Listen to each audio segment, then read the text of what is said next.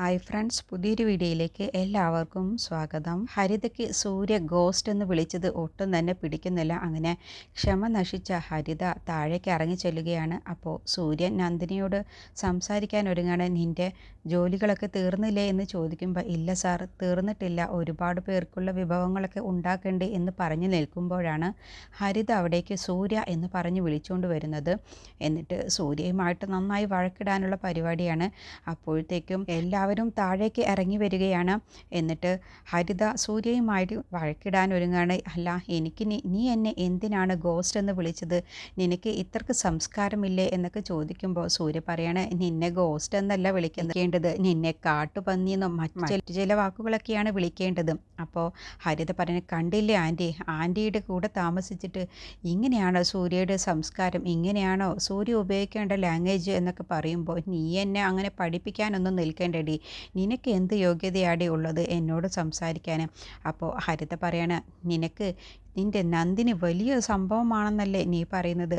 നന്ദിനിക്കുള്ള എന്ത് ഗുണമാണടാ നീ അവളിൽ കാണുന്നത്? നീ നന്ദിനി ഗുണത്തെക്കുറിച്ച് ഒന്ന് പറഞ്ഞേ എന്ന് പറഞ്ഞ് ഹരിത സൂര്യയോട് ചോദിക്കുമ്പോൾ സൂര്യ നന്ദിനിയെക്കുറിച്ച് അക്കമിട്ട് അങ്ങ് പറഞ്ഞു കൊടുക്കുകയാണ് കേട്ടോ. ഓരോന്നായിട്ട് നന്ദിനിയുടെ ഗുണങ്ങളങ്ങ് പറഞ്ഞു കൊടുക്കുകയാണ്. എന്നിട്ട് ഹരിതയോട് വെല്ലുവിളിക്കുകയാണ്, നിനക്ക് നന്ദിനിയുമായിട്ടുള്ള എന്തെങ്കിലും ഒരു കാര്യത്തിന് നിനക്ക് നന്ദിനിയിൽ നിന്നും ജയിക്കാൻ കഴിയുമോ? എങ്കിൽ ഞാൻ അതൊന്ന് കാണട്ടെ എന്ന് ചോദിക്കുമ്പോൾ ഹരിതയ്ക്ക് ഉത്തരം മുട്ടുകയാണ്. അപ്പോൾ യതീന്ദ്രൻ പറയാണ്, അല്ല മോളെ, നീ എന്തിനാണ് ഇങ്ങനെ വെറുതെ വഴക്കുണ്ടാക്കാനൊക്കെ നിൽക്കുന്നത്? നീ ഇപ്പോൾ അനാവശ്യമായ ചോദ്യങ്ങളല്ലേ ചോദിച്ചുകൊണ്ടിരിക്കുന്നത്? ഇല്ല അങ്കിൾ ഒന്നും മിണ്ടാതിരിക്കുക, എനിക്ക് ചോദിക്കാനുള്ളത് ഞാൻ ചോദിക്കുക തന്നെ ചെയ്യും. ഇവിടെ എല്ലാവർക്കും വേണ്ടിയാണ് ഞാൻ സൂര്യയോട് ചോദിക്കുന്നത്.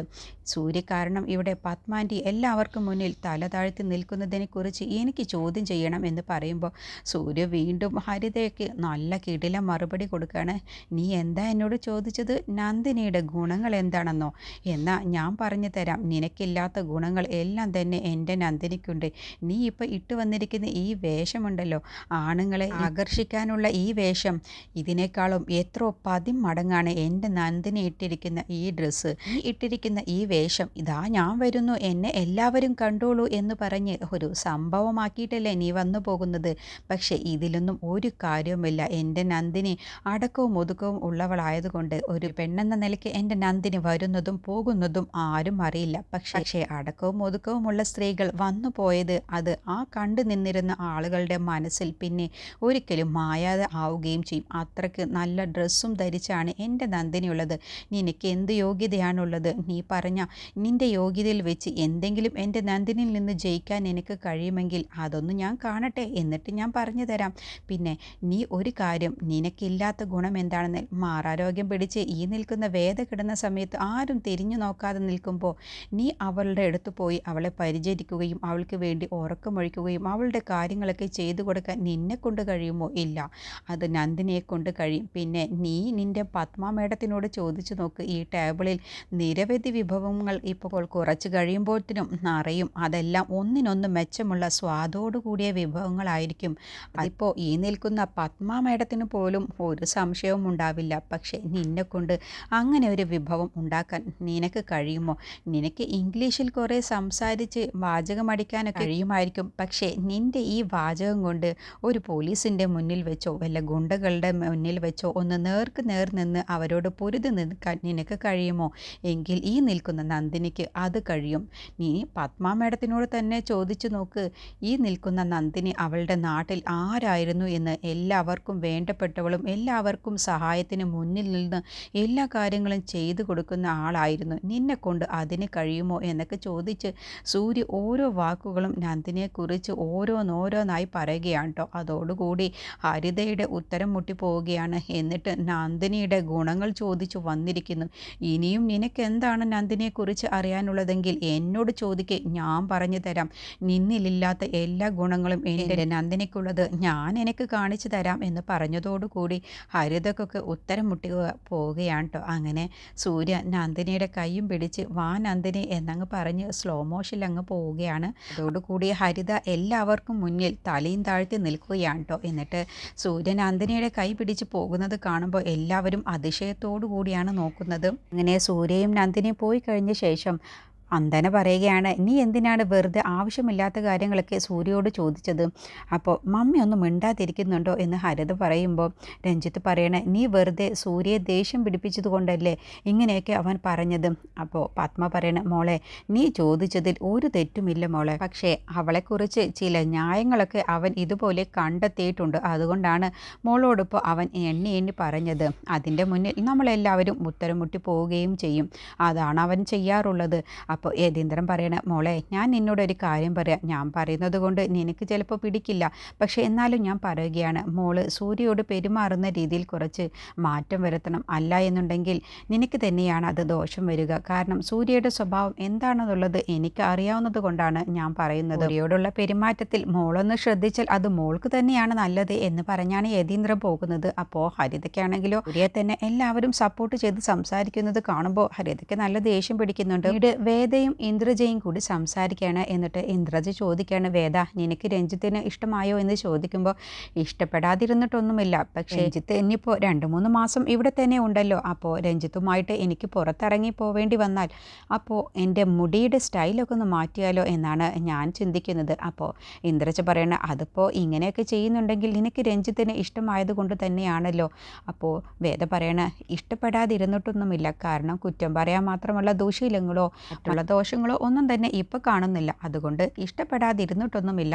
എന്നാലും കൂടുതൽ രഞ്ജിത്തുമായിട്ടൊന്ന് ഇടപഴകിയാലല്ലേ അവനെക്കുറിച്ച് കൂടുതൽ അറിയാൻ കഴിയുമോ. അതുകൊണ്ട് ഇപ്പോൾ എനിക്ക് രഞ്ജിത്തിൽ ഒരു ദോഷവും കാണുന്നില്ല എന്നൊക്കെ വേദ പറയുമ്പോഴാണ് ഇത് കേട്ടും കൊണ്ട് വിജയൻ അവിടേക്ക് വരുന്നത്. അപ്പോൾ വേദ പറയുന്നതിലും കാര്യമുണ്ട്. കാരണം രഞ്ജിത്തിൽ എല്ലാ ഗുണങ്ങളും ഇപ്പോൾ ഉണ്ട്. ഒരാണിന് വേണ്ട എല്ലാ ഗുണങ്ങളും രഞ്ജിത്തിനുണ്ട് എന്ന് പറയുമ്പോൾ ഇന്ദ്രജ പറയുന്നത്, എങ്കിൽ പിന്നെ എന്തുകൊണ്ടാണ് നിങ്ങൾക്കത് ഇല്ലാത്തത് എന്ന് ചോദിക്കുമ്പോൾ അതിന് രഞ്ജിത്തും ഞാനും തമ്മിൽ വ്യത്യാസമുണ്ട്. നിന്നെ ഞാൻ വിവാഹം കഴിച്ചത് എന്നെ ഇവിടെ ആൻറ്റി സാധനങ്ങൾ വാങ്ങിക്കുന്നത് പോലെയാണ് എന്നെ ഇവിടെ നിന്നെ വിവാഹം കഴിപ്പിച്ചിട്ടുള്ളത്. അതുപോലെയല്ല രഞ്ജിത്തും ഫാമിലിയും വേദയെ ഇഷ്ടപ്പെട്ട് ഇങ്ങോട്ട് വന്ന് വിവാഹം ചോദിച്ചിട്ടുള്ളതാണ്. അതാണ് നീയും വേദയും തമ്മിലുള്ള വ്യത്യാസം. അപ്പോൾ നിങ്ങൾക്ക് എന്നെ ഒരു ഇഷ്ടവുമില്ല, നിലയും വിലയും ഒന്നും ഇല്ലല്ലേ എന്ന് ചോദിക്കുമ്പോൾ വിജയൻ സ്വകാര്യത്തിൽ പറയണേ, എനിക്കിപ്പോൾ നിന്നെ നല്ല ഇഷ്ടവുമാണ്, നിന്നെ എനിക്ക് നിലയും വിലയും ഒക്കെ ഉണ്ട് എന്നൊക്കെ പറയട്ടോ. എന്നിട്ട് വിജയൻ വേദയോട് പറയണേ, നിങ്ങളുടെ വിവാഹം കഴിഞ്ഞാൽ എന്നെ എത്രയും പെട്ടെന്ന് വിസ എടുത്ത് അമേരിക്കയ്ക്ക് കൊണ്ടുപോകണം. എനിക്ക് അമേരിക്ക കാണണം എന്നുള്ളത് വല്ലാത്തൊരു ആഗ്രഹമാണ്. അതുകൊണ്ട് എനിക്ക് എന്ത് ജോലി ചെയ്യാനും ഞാൻ സമ്മതമാണ്. എനിക്ക് തൂപ്പുകാരൻ്റെ ജോലിയാണെങ്കിലും എനിക്കൊരു കുഴപ്പവുമില്ല, പക്ഷേ എനിക്ക് അമേരിക്കയിലേക്ക് വരണം. അത് നീ രഞ്ജിത്തിനോട് പറഞ്ഞ് ശരിയാക്കണം എന്ന് പറഞ്ഞാണ് കേട്ടോ വിജയൻ പോകുന്നത്. അപ്പോൾ ഇന്ദ്രജ പറയണേ, അങ്ങേരങ്ങനെ പലതും പറയും മോളെ, നീ അതൊന്നും കാര്യമാക്കണ്ട, നീ അത് രഞ്ജിത്തിനോട് സംസാരിക്കാനും പോവണ്ട.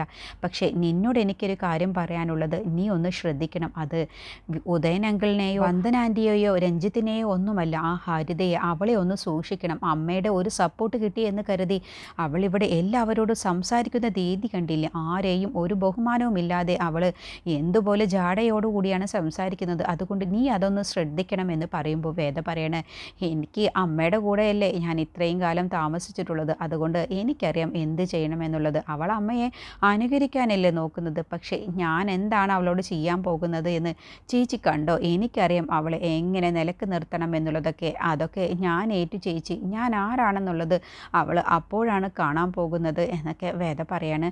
പിന്നീട് സൂര്യൻ നന്ദിയും കൂടി സംസാരിക്കുകയാണ്. അപ്പോൾ നന്ദിനി പറയണേ, എന്തിനാണ് സാറ് ഇങ്ങനെ ടെൻഷൻ ആവുന്നത് എന്ന് ചോദിക്കുമ്പോൾ, കണ്ടില്ലേ എവിടെ നിന്നോ വന്ന ഒരുത്തി എൻ്റെ വീട്ടിൽ വന്ന് എന്നെ എല്ലാവർക്കും മുന്നിൽ തരം താഴ്ത്താനും എന്നോട് വഴക്കിടാനും വേണ്ടി മാത്രം ശ്രമിക്കുന്നു.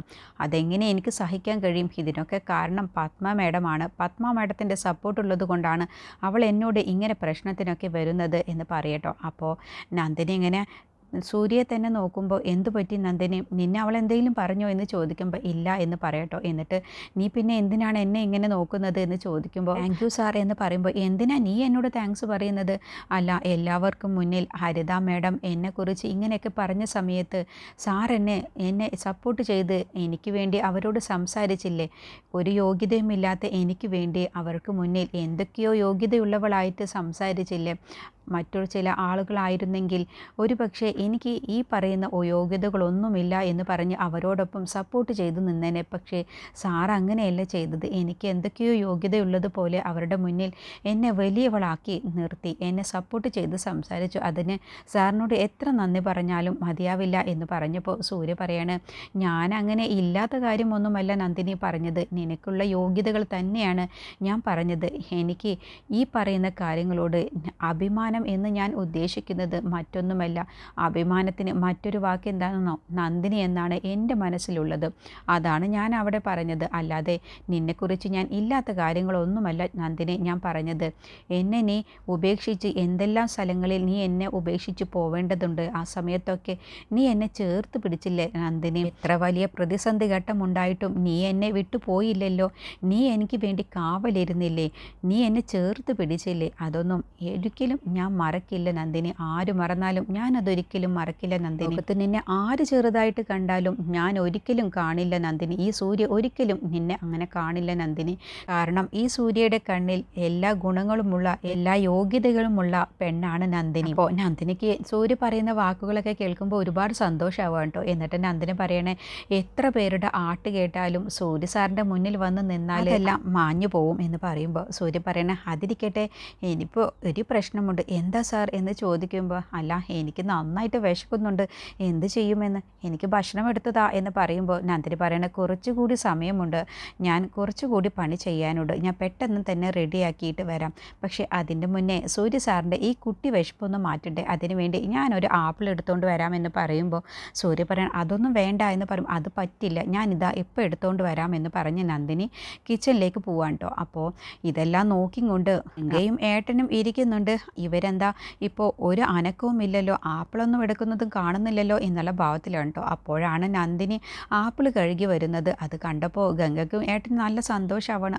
ഇവിടെ എന്താ എല്ലാവരും എപ്പോഴും ആപ്പിൾ തന്നെയാണോ തിന്നുന്നത് എന്നൊക്കെ ഏട്ടൻ ചോദിക്കുമ്പോൾ, എന്തായാലും നമ്മൾ ഉദ്ദേശിച്ചതുപോലെ കാര്യങ്ങളൊക്കെ നടക്കുമെന്നാണ് തോന്നുന്നത്. അല്ല, ഇനിയിപ്പോൾ ആ വീട്ടിൽ എല്ലാവരും ചത്തൊടുങ്ങുമോ? അവസാനം പിന്നെ കർമ്മങ്ങൾ ചെയ്യാൻ പോലും ആരും ഉണ്ടാവില്ലല്ലോ എന്ന് പറയുമ്പോൾ ഗംഗ പറയാണ്, അതിനെന്താണ്, ബന്ധുക്കളായിട്ട് നമ്മളുണ്ടല്ലോ, നമുക്കങ്ങ് ചെയ്ത് കൊടുക്കാമല്ലോ എന്നൊക്കെ ഗംഗ സന്തോഷത്തിൽ വിചാരിക്കുകയാണ് കേട്ടോ. അപ്പോൾ ഏട്ടൻ ചോദിക്കുകയാണ്, അല്ല ആ ആപ്പിളും ഇനിയിപ്പോൾ നമ്മൾ കൊണ്ടു കൊടുത്തത് തന്നെയല്ലേ എന്ന് ചോദിക്കും. അതെ, ഇത് നമ്മൾ കൊടുത്ത ആപ്പിൾ തന്നെയാണെന്നാണ് തോന്നുന്നത് എന്നൊക്കെ ഗംഗ പറയാം കേട്ടോ. അങ്ങനെ രാജുവിൻ്റെ അടുത്തേക്ക് നന്ദിനി ചെന്ന് പറയുകയാണ്, സൂര്യ സാറിന് നല്ല വിശക്കുന്നുണ്ട് എന്നാണ് പറയുന്നത്, ഞാനൊരു ആപ്പിൾ കട്ട് ചെയ്ത് കൊണ്ടു കൊടുക്കട്ടെ?